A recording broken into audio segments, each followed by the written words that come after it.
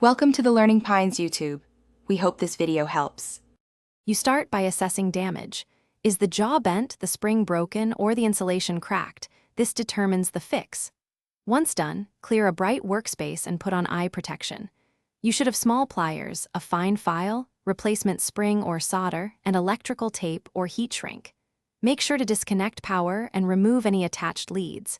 Begin by gently opening the jaw with pliers to inspect internal parts. This first action reveals whether you need mechanical adjustment or simple solder repair. You now execute the middle steps. Straighten and align the jaws for full contact. Use padding to avoid marring the metal. If the spring is weak or missing, swap in a matching tension spring or fashion one from piano wire. Test the grip repeatedly to confirm force.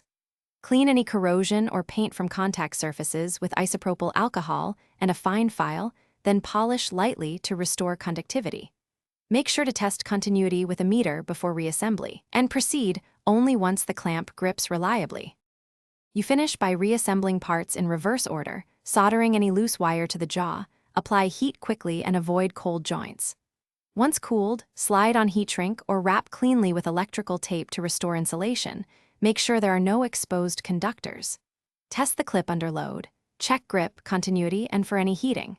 If you see intermittent contact, re-clean and reseat contacts. If the spring still fails, replace the clip. Sometimes replacement is faster and safer than repeated repairs. Thanks for watching. Consider subscribing if we helped you.